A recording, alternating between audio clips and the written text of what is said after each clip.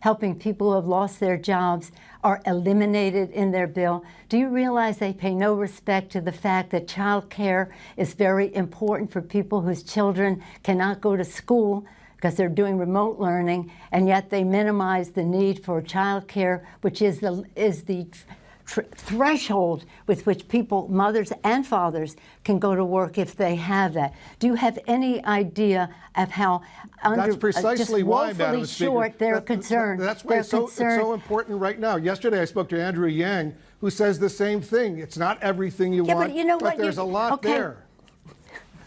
Honest to God, you really, I can't get over it, because Andrew Yang, he's lovely. Ro Khanna, he's lovely. They are not negotiating this situation. They have no idea of the particulars. They have no idea of what the language is here. I didn't come over here to have, so you're the apologist for the Obama, excuse me. God forbid. Madam Speaker, I'm not an apologist. Obama. I'm asking you serious questions because so many people are in desperate need right now. Let me ask you this. Okay. When was the last time? Let me respond to you. Let me ask you, when was the last time, Madam Speaker, when was the last time you spoke with the President about this?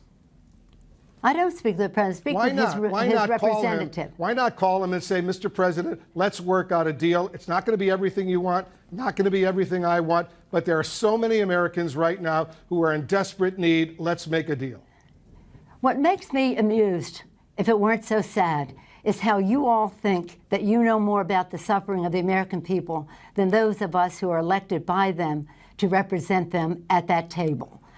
It is unfortunate that we do not have shared values with this White House, and that they have in their bill, why don't you talk about in their bill, a tax break for the wealthiest families in the country, while they cut out the earned income tax credit for the poorest families in our country and the poorest children in our country.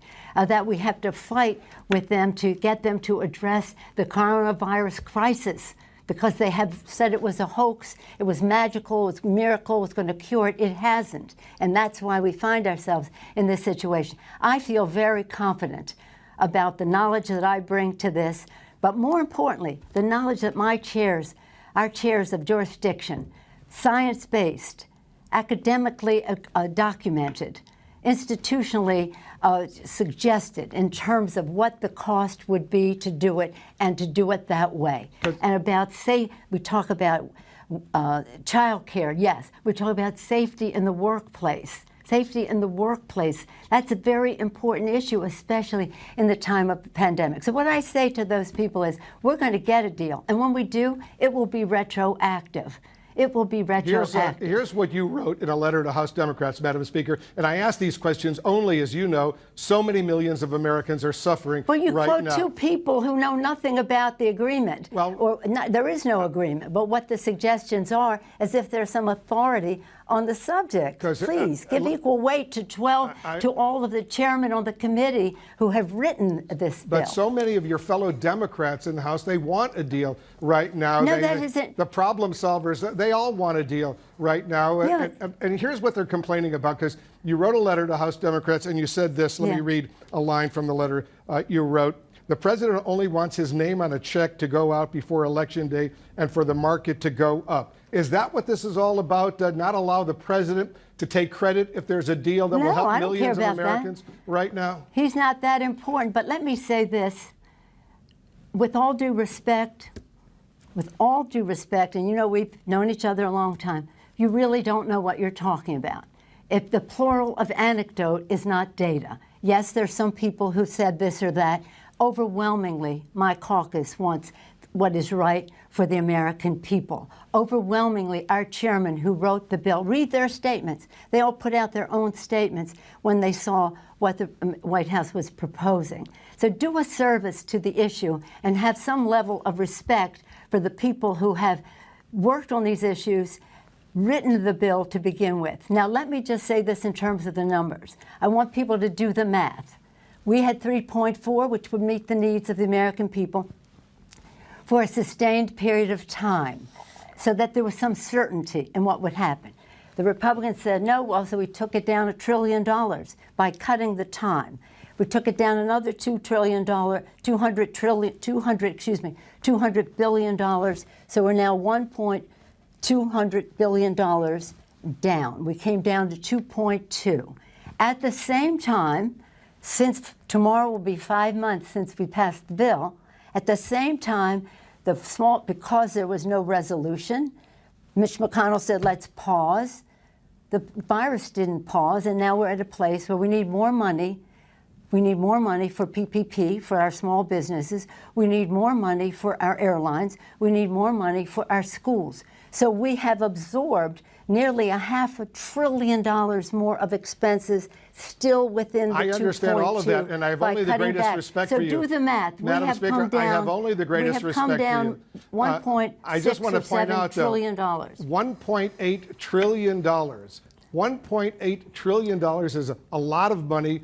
The American people need that money ASAP because they're suffering right now. And I'm not saying it's perfect, but I'm saying... And you don't care how it's spent. I care, of course, how it's spent. But what I don't understand is why not talk to the president personally, call him up and say, Mr. President, let's get a deal tomorrow. Look, let me say this. The president has sent Mr. Mnuchin to negotiate. That's what we've done with other presidents. This isn't unusual. With President Bush, we did this quite a bit because that's how you negotiate. And then you take it to the president. Mr. Mnuchin, I think he has integrity representing his position. May I finish, please?